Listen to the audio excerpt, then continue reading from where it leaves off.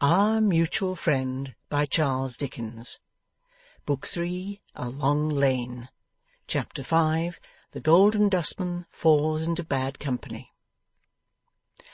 Were Bella Wilfer's bright and ready little wits at fault, or was the Golden Dustman passing through the furnace of proof and coming out dross? Ill news travels fast. We shall know full soon. On that very night of her return from the Happy Return, something chanced which Bella closely followed with her eyes and ears. There was an apartment at the side of the Boffin mansion known as Mr. Boffin's room. Far less grand than the rest of the house, it was far more comfortable, being pervaded by a certain air of homely snugness, which upholstering despotism had banished to that spot when it inexorably set its face against Mr. Boffin's appeals for mercy in behalf of any other chamber. Thus, although a room of modest situation, for its windows gave on Silas Wegg's old corner, and of no pretensions to velvet, satin, or gilding, it had got itself established in a domestic position analogous to that of an easy dressing-gown or pair of slippers, and whenever the family wanted to enjoy a particularly pleasant fireside evening, they enjoyed it, as an institution that must be, in Mr. Boffin's room. Mr. and Mrs. Boffin were reported sitting in this room when Bella got back. Entering it, she found the secretary there too, in official attendance it would appear, for he was standing with some papers in his hand by a table with shaded candles on it, at which Mr. Boffin was seated, thrown back in his easy chair. "You are busy, sir," said Bella, hesitating at the door. "Not at all, my dear, not at all. You're one of ourselves. We never make company of you. Come in, come in. Here's the old lady in her usual place." Mrs. Boffin adding her nod and smile of welcome to Mr. Boffin's words, Bella took her book to a chair in the fireside corner by Mrs. Boffin's work-table. Mr. Boffin's station was on the opposite side. "Now, Rokesmith," said the Golden Dustman, so sharply rapping the table to bespeak his attention, as Bella turned the leaves of her book, that she started. "Where were we?"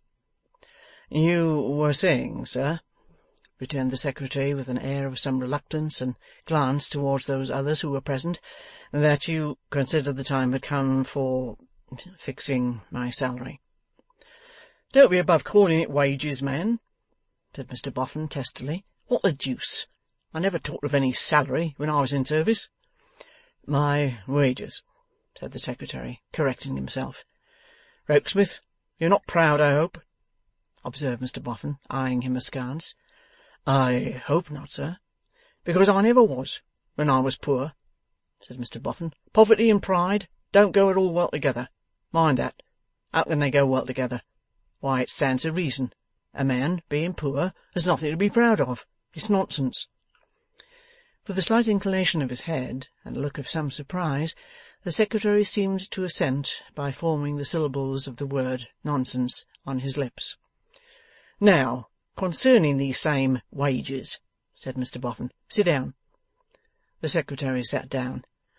"Why didn't you sit down before?" asked Mr. Boffin distrustfully. "I hope that wasn't pride. But about these wages. Now, I've gone into the matter, and I say 200 a year. What do you think of it? Do you think it's enough?" "Thank you. It is a fair proposal." "I don't say, you know," Mr. Boffin stipulated, "but what it may be more than enough. I'll tell you why, Rokesmith. A man of property, like me, is bound to consider the market price. At first, I didn't enter into that, as much as I might have done, but I've got acquainted with other men of property since, and I've got acquainted with the duties of property. I mustn't go putting the market price up, because money may happen not to be an object with me. A sheep is worth so much in the market, and I ought to give it, and no more. A secretary is worth so much in the market, and I ought to give it, and no more. However, I don't mind stretching a point with you." "Mr. Boffin, you are very good," replied the secretary with an effort. "Then we put the figure," said Mr. Boffin, "at 200 a year. Then the figure's disposed of. Now, there must be no misunderstanding regarding what I buy for 200 a year. If I pay for a sheep, I buy it out and out. Similarly, if I pay for a secretary, I buy him out and out."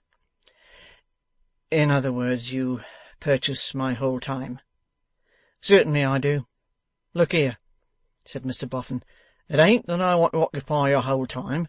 You can take up a book for a minute or two when you've nothing better to do, though I think you'll almost always find something useful to do. But I want to keep you in attendance. It's convenient to have you at all times ready on the premises. Therefore, betwixt your breakfast and your supper, on the premises I expect to find you.' The Secretary bowed. 'In bygone days, when I was in service myself,' said Mr Boffin, 'I couldn't go cutting about at my will and pleasure, and you won't expect to go cutting about at your will and pleasure. You've rather got into a habit of that lately. Perhaps it was for want of a right specification betwixt us. Now, let there be a right specification betwixt us, and let it be this. If you want to leave, ask for it.' Again the Secretary bowed. His manner was uneasy and astonished, and showed a sense of humiliation. 'I'll have a bell,' said Mr Boffin, "hung from this room to yours. When I want you, I'll touch it. I don't call to mind that I have anything more to say at the present moment.' The Secretary rose, gathered up his papers, and withdrew. Bella's eyes followed him to the door, lighted on Mr Boffin complacently thrown back in his easy chair, and drooped over her book. 'I have let that chap, that young man of mine,' said Mr Boffin, taking a trot up and down the room, 'get above his work. It won't do. I must have him down a peg. A man of property owes a duty to other men of property, and must look sharp after his inferiors.' Bella felt that Mrs Boffin was not comfortable, and that the eyes of that good creature sought to discover from her face what attention she had given to this discourse, and what impression it had made upon her. For which reason Bella's eyes drooped more engrossedly over her book, and she turned the page with an air of profound absorption in it. 'Noddy,' said Mrs Boffin, after thoughtfully pausing in her work. 'My dear,' returned the Golden Dustman, stopping short in his trot, 'excuse my putting it to you, Noddy, but now, really, haven't you been a little strict with Mr Rokesmith to-night?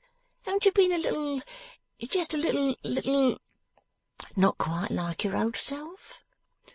'Why, old woman, I hope so,' returned Mr Boffin cheerfully, if not boastfully. 'Hope so, dearie?' 'Our old selves wouldn't do here, old lady. Haven't you found that out yet? Our old selves would be fit for nothing here, but to be robbed and imposed upon. Our old selves weren't people of fortune. Our new selves are. It's a great difference.' 'Ah!' said Mrs Boffin, pausing in her work again, softly to draw a long breath and to look at the fire. 'A great difference.' 'And we must be up to the difference,' pursued her husband. 'We must be equal to the change. That's what we must be. We've got to hold our own now against everybody, for everybody's hand is stretched out to be dipped into our pockets, and we have got to recollect that money makes money as well as makes everything else.' 'Mentioning recollecting,' said Mrs Boffin, with her work abandoned, her eyes upon the fire, and her chin upon her hand, 'do you recollect, Noddy, how you said to Mr Rokesmith when he first came to see us at the Bower, and you engaged him, how you said to him that if it had pleased Heaven to send John Harmon to his fortune safe, we could have been content with the one mound which was our legacy, and should never have wanted the rest?' 'Ay, I remember, old lady. But we hadn't tried what it was to have the rest then. Our new shoes had come home, but we hadn't put 'em on. We're wearing 'em now, we're wearing 'em, and must step out accordingly.' Mrs Boffin took up her work again, and plied her needle in silence. 'As to Rokesmith, that young man of mine,' said Mr Boffin, dropping his voice and glancing towards the door, with an apprehension of being overheard by some eavesdropper there, 'it's the same with him as with the footman. I have found out that you must either scrunch 'em, or let 'em scrunch you. If you ain't imperious with 'em, they won't believe in your being any better than themselves, if as good, after the stories, lies mostly, that they have heard of your beginnings. There's nothing betwixt stiffening yourself up and throwing yourself away. Take my word for that, old lady.' Bella ventured for a moment to look stealthily towards him under her eyelashes, and she saw a dark cloud of suspicion covetousness and conceit overshadowing the once open face. "Howsoever," said he, "this isn't entertaining to Miss Bella, is it, Bella?" A deceiving Bella she was, to look at him with that pensively abstracted air, as if her mind were full of her book, and she had not heard a single word. "Ha! Better employed than to attend to it," said Mr Boffin. "That's right, that's right. Especially as you have no call to be told how to value yourself, my dear."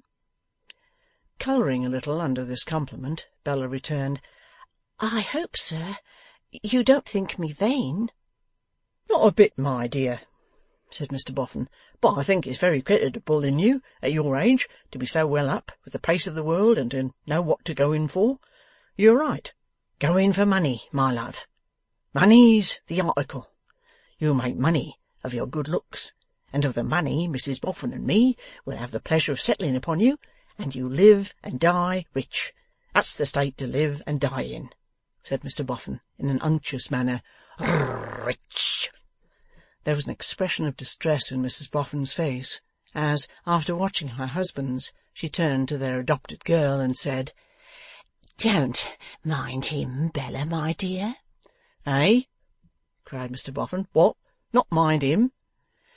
"I don't mean that," said Mrs Boffin with a worried look, "but I mean, don't believe him to be anything but good and generous, Bella, because he is the best of men.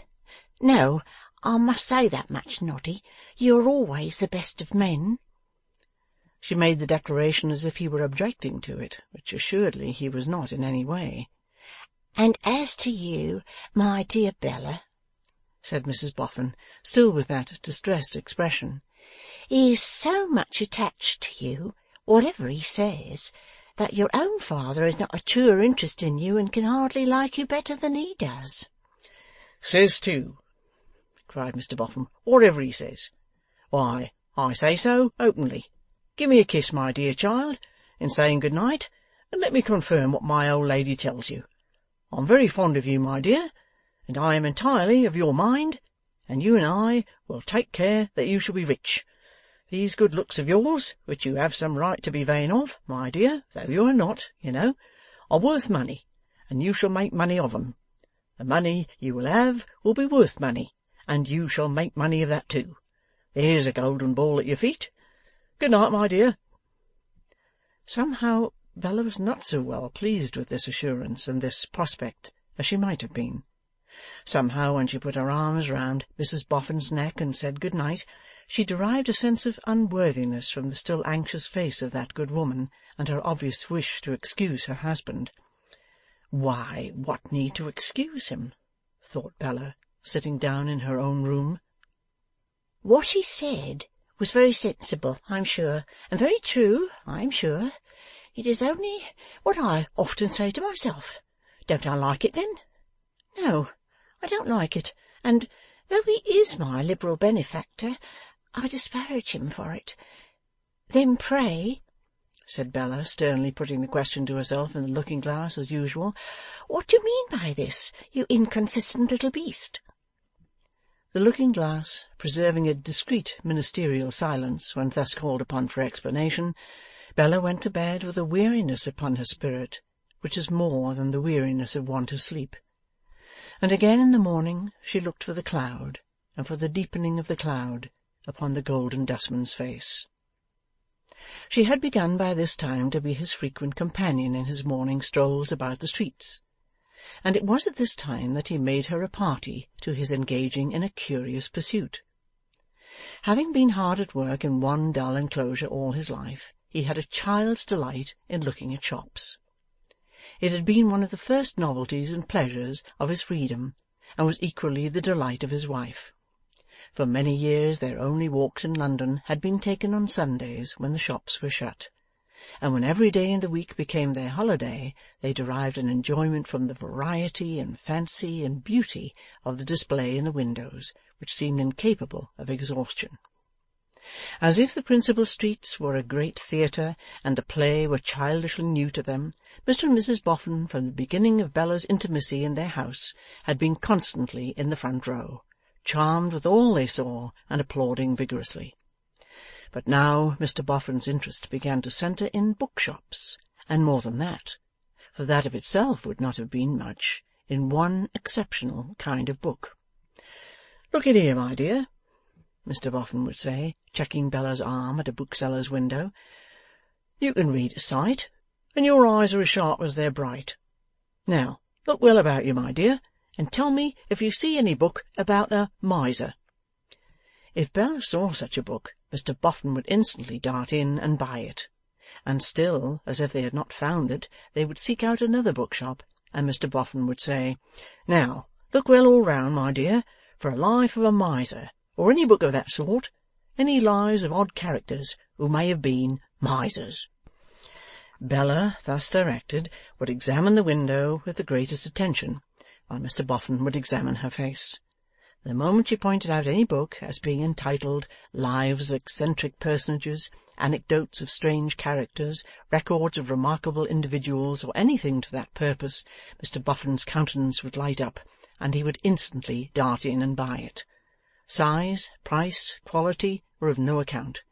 Any book that seemed to promise a chance of miserly biography, Mr Boffin purchased without a moment's delay, and carried home. Happening to be informed by a bookseller that a portion of the annual register was devoted to characters, Mr Boffin at once bought a whole set of that ingenious compilation, and began to carry it home piecemeal, confiding a volume to Bella, and bearing 3 himself. The completion of this labour occupied them about a fortnight. When the task was done, Mr Boffin, with his appetite for misers whetted instead of satiated, began to look out again. It very soon became unnecessary to tell Bella what to look for, and an understanding was established between her and Mr Boffin that she was always to look for lives of misers. Morning after morning they roamed about the town together, pursuing this singular research. Miserly literature not being abundant, the proportion of failures to successes may have been as 100 to 1. Still Mr Boffin never wearied, remained as avaricious for misers as he had been at the first onset. It was curious that Bella never saw the books about the house, nor did she ever hear from Mr Boffin one word of reference to their contents. He seemed to save up his misers as they had saved up their money. As they had been greedy for it, and secret about it, and had hidden it, so he was greedy for them, and secret about them, and hid them. But beyond all doubt it was to be noticed, and was by Bella very clearly noticed, that as he pursued the acquisition of those dismal records with the ardour of Don Quixote for his books of chivalry, he began to spend his money with a more sparing hand. And often when he came out of a shop with some new account of one of those wretched lunatics, she would almost shrink from the sly, dry chuckle with which he would take her arm again and trot away. It did not appear that Mrs Boffin knew of this taste. He made no allusion to it, except in the morning walks when he and Bella were always alone, and Bella, partly under the impression that he took her into his confidence by implication, and partly in remembrance of Mrs Boffin's anxious face that night, held the same reserve. While these occurrences were in progress, Mrs Lammle made the discovery that Bella had a fascinating influence over her. The Lammles, originally presented by the dear Veneerings, visited the Boffins on all grand occasions, and Mrs Lammle had not previously found this out, but now the knowledge came upon her all at once. It was a most extraordinary thing, she said to Mrs Boffin. She was foolishly susceptible of the power of beauty, but it wasn't altogether that. She never had been able to resist a natural grace of manner, but it wasn't altogether that. It was more than that, and there was no name for the indescribable extent and degree to which she was captivated by this charming girl. This charming girl, having the words repeated to her by Mrs Boffin, who was proud of her being admired and would have done anything to give her pleasure, naturally recognized in Mrs Lammle a woman of penetration and taste. Responding to the sentiments by being very gracious to Mrs Lammle, she gave that lady the means of so improving her opportunity as that the captivation became reciprocal, though always wearing an appearance of greater sobriety on Bella's part than on the enthusiastic Sophronia's. Howbeit they were so much together that, for a time, the Boffin chariot held Mrs Lammle oftener than Mrs Boffin, a preference of which the latter worthy soul was not in the least jealous, placidly remarking, "Mrs Lammle is a younger companion for her than I am, and Lord, she's more fashionable." But between Bella Wilfer and Georgiana Podsnap there was this one difference, among many others, that Bella was in no danger of being captivated by Alfred. She distrusted and disliked him. Indeed, her perception was so quick, and her observation so sharp, that after all she mistrusted his wife too, though with her giddy vanity and wilfulness she squeezed the mistrust away into a corner of her mind, and blocked it up there. Mrs Lammle took the friendliest interest in Bella's making a good match. Mrs Lammle said, in a sportive way, she really must show her beautiful Bella what kind of wealthy creatures she and Alfred had on hand, who would as one man fall at her feet enslaved. Fitting occasion made, Mrs Lammle accordingly produced the most passable of those feverish, boastful, and indefinably loose gentlemen who were always lounging in and out of the city on questions of the Bourse, and Greek, and Spanish, and India, and Mexican, and par, and premium, and discount, and 3/4 and 7/8, who in their agreeable manner did homage to Bella as if she were a compound of fine girl, thoroughbred horse, well-built drag, and remarkable pipe, but without the least effect, though even Mr Fledgeby's attractions were cast into the scale. "I fear, Bella dear," said Mrs Lammle one day in the chariot, "that you will be very hard to please." "I don't expect to be pleased, dear," said Bella, with a languid turn of her eyes.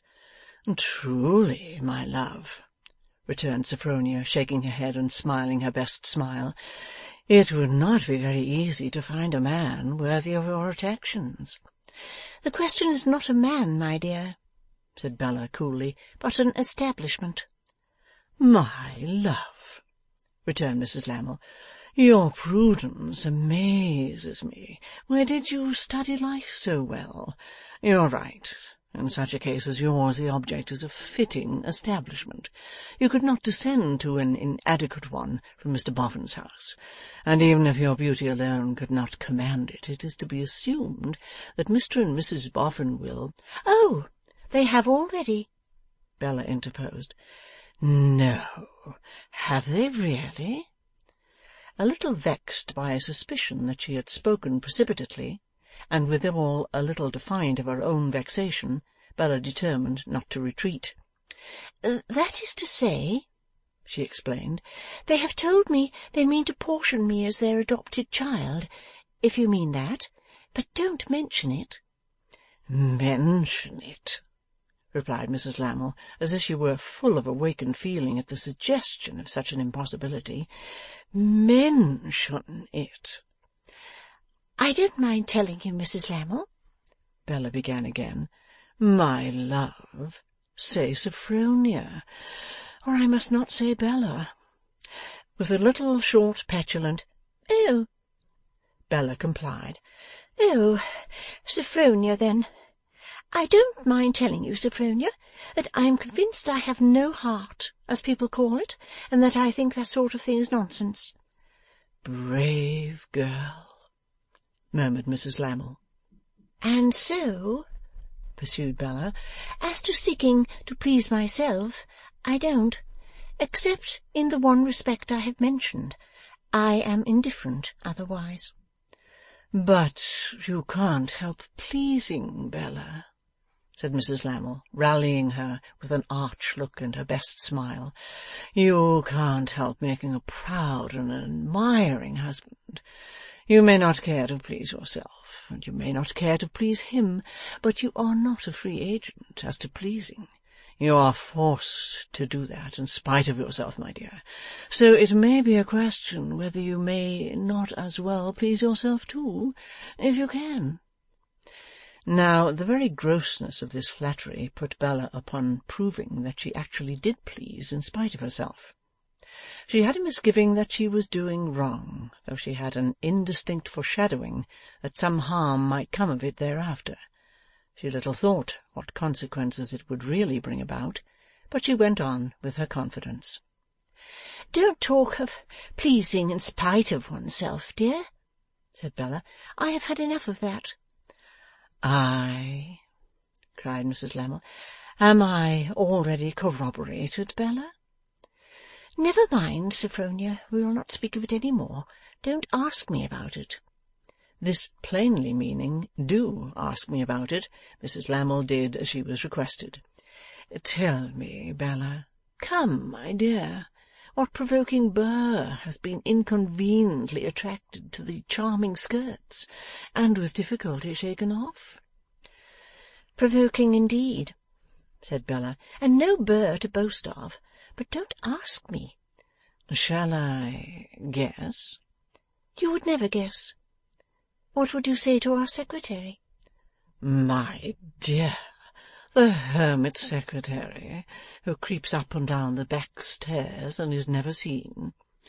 "I don't know about his creeping up and down the back stairs," said Bella, rather contemptuously. "Further than knowing that he does no such thing, and as to his never being seen, I should be content never to have seen him, though he is quite as visible as you are. But I please him for my sins, and he had the presumption to tell me so." "The man never made a declaration to you, my dear Bella?" "Are you sure of that, Sophronia?" said Bella. "I am not. In fact, I am sure of the contrary." "The man must be mad," said Mrs Lammle, with a kind of resignation. "He appeared to be in his senses," returned Bella, tossing her head, "and he had plenty to say for himself. I told him my opinion of his declaration and his conduct, and dismissed him. Of course this has all been very inconvenient to me, and very disagreeable. It has remained a secret, however. That word reminds me to observe, Sophronia, that I have glided on into telling you the secret, and that I rely upon you never to mention it." "Mention it!" repeated Mrs Lammle with her former feeling. "Mention it!" This time Sophronia was so much in earnest that she found it necessary to bend forward in the carriage and give Bella a kiss. A Judas order of kiss, for she thought, while she yet pressed Bella's hand after giving it, "Upon your own showing, you vain heartless girl, puffed up by the doting folly of a dustman, I need have no relenting towards you. If my husband who sends me here should form any schemes for making you a victim, I should certainly not cross him again." In those very same moments Bella was thinking, "Why am I always at war with myself? Why have I told, as if upon compulsion, what I knew all along I ought to have withheld? Why am I making a friend of this woman beside me, in spite of the whispers against her that I hear in my heart?" As usual, there was no answer in the looking-glass when she got home, and referred these questions to it. Perhaps if she had consulted some better oracle, the result might have been more satisfactory. But she did not, and all things consequent marched the march before them. On one point connected with the watch she kept on Mr Boffin, she felt very inquisitive, and that was the question whether the secretary watched him too, and followed the sure and steady change in him, as she did. Her very limited intercourse with Mr Rokesmith rendered this hard to find out.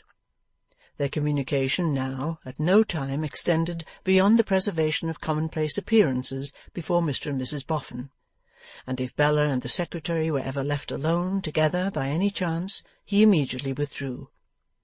She consulted his face when she could do so covertly, as she worked or read, and could make nothing of it. He looked subdued, but he had acquired a strong command of feature, and whenever Mr Boffin spoke to him in Bella's presence, or whatever revelation of himself Mr Boffin made, the secretary's face changed no more than a wall. A slightly knitted brow that expressed nothing but an almost mechanical attention, and a compression of the mouth that might have been a guard against a scornful smile, these she saw from morning to night, from day to day, from week to week, monotonous, unvarying, set as in a piece of sculpture. The worst of the matter was that it thus fell out insensibly and most provokingly, as Bella complained to herself in her impetuous little manner, that her observation of Mr Boffin involved a continual observation of Mr Rokesmith. Won't that extract a look from him? Can it be possible that makes no impression on him? Such questions Bella would propose to herself, often as many times in a day as there were hours in it. Impossible to know. Always the same fixed face. Can he be so base as to sell his very nature for 200 a year? Bella would think. And then, but why not? It's a mere question of price with others besides him. I suppose I would sell mine if I could get enough for it. And so she would come round again to the war with herself. A kind of illegibility, though a different kind, stole over Mr Boffin's face. Its old simplicity of expression got masked by a certain craftiness that assimilated even his good humour to itself. His very smile was cunning, as if he had been studying smiles among the portraits of his misers. Saving an occasional burst of impatience or coarse assertion of his mastery, his good humour remained to him, but it had now a sordid alloy of distrust, and though his eyes should twinkle and all his face should laugh, he would sit holding himself in his own arms, as if he had an inclination to hoard himself up, and must always grudgingly stand on the defensive. What with taking heed of these two faces, and what with feeling conscious that the stealthy occupation must set some mark on her own, Bella soon began to think there was not a candid or a natural face among them all but Mrs Boffin's. None the less because it was far less radiant than of yore, faithfully reflecting in its anxiety and regret every line of change in the Golden Dustman's. "Rokesmith," said Mr Boffin one evening when they were all in his room again, and he and the secretary had been going over some accounts, "I'm spending too much money. Or leastways, you are spending too much for me." "You are rich, sir." "I am not," said Mr Boffin. The sharpness of the retort was next to telling the secretary that he lied, but it brought no change of expression into the set face. "I tell you I am not rich," repeated Mr Boffin, "and I won't have it." "You are not rich, sir?" repeated the secretary in measured words. "Well," returned Mr Boffin, "if I am, that's my business. I am not going to spend at this rate, to please you or anybody. You wouldn't like it, if it was your money." "Even in that impossible case, sir, I—" "Hold your tongue," said Mr Boffin. "You oughtn't to like it in any case. There. I didn't mean to be rude, but you've put me out so, and after all I'm master. I didn't intend to tell you to hold your tongue. I beg your pardon. Don't hold your tongue. Only don't contradict. Did you ever come across the life of Mr Elwes?" referring to his favourite subject at last. "The miser?" "Ah, people called him a miser. People are always calling other people something. Did you ever read about him?" "I think so." "He never owned to being rich, and yet he might have bought me twice over. Did you ever hear of Daniel Dancer?" "Another miser. Yes." "He was a good 'un," said Mr Boffin, "and he had a sister worthy of him. They never called themselves rich neither. If they had called themselves rich, most likely they wouldn't have been so." "They lived and died very miserably, did they not, sir?" "No, I don't know that they did," said Mr Boffin curtly. "Then they are not the misers I mean. Those abject wretches—" "Don't call names, Rokesmith," said Mr Boffin. "That exemplary brother and sister lived and died in the foulest and filthiest degradation." "They pleased themselves," said Mr Boffin, "and I suppose they could have done no more if they had spent their money. But however, I ain't going to fling mine away. Keep the expenses down. The fact is, you ain't enough here, Rokesmith. It wants constant attention in the littlest things. Some of us will be dying in a workhouse next." "As the persons you have cited," quietly remarked the secretary, "thought they would, if I remember, sir." "And very creditable in them too," said Mr Boffin. "Very independent in them. Never mind them just now. Have you given notice to quit your lodgings?" "Under your direction, I have, sir." "Then I'll tell you what," said Mr Boffin. "Pay the quarter's rent. Pay the quarter's rent. It'll be the cheapest thing in the end. And come here at once, so that you may be always on the spot, day and night, and keep the expenses down. you'll charge the quarter's rent to me, and we must try and save it somewhere. You've got some lovely furniture, haven't you? The furniture in my rooms is my own. Then we shan't have to buy any for you, in case you was to think it,' said Mr Boffin with a look of peculiar shrewdness, 'so honourably independent of you, as to make it a relief to your mind to make that furniture over to me, in the light of a set-off against the quarter's rent. Why, ease your mind, ease your mind. I don't ask it, but I won't stand in your way, if you should consider it due to yourself. As to your room, choose any empty room at the top of the house.' 'Any empty room will do for me,' said the Secretary. 'You can take your pick,' said Mr Boffin, 'and it'll be as good as 8 or 10 shillings a week added to your income. I won't deduct for it. I look to you to make it up handsomely by keeping the expenses down. Now, if you'll show a light, I'll come to your office room and dispose of a letter or two.' On that clear, generous face of Mrs Boffin's, Bella had seen such traces of a pang at the heart while this dialogue was being held, that she had not the courage to turn her eyes to it when they were left alone. Feigning to be intent on her embroidery, she sat plying her needle until her busy hand was stopped by Mrs Boffin's hand being lightly laid upon it. Yielding to the touch, she felt her hand carried to the good soul's lips, and felt a tear fall on it. 'Oh, my loved husband,' said Mrs Boffin, 'this is hard to see and hear. But my dear Bella, believe me that in spite of all the change in him, he is the best of men.' He came back at the moment when Bella had taken the hand comfortingly between her own. 'Eh?' said he, mistrustfully looking in at the door. 'What's she telling you?' 'She's only praising you, sir,' said Bella. 'Praising me? You're sure? Not blaming me for standing on my own defence against a crew of plunderers who would suck me dry by driblets? Not blaming me for getting a little hoard together?'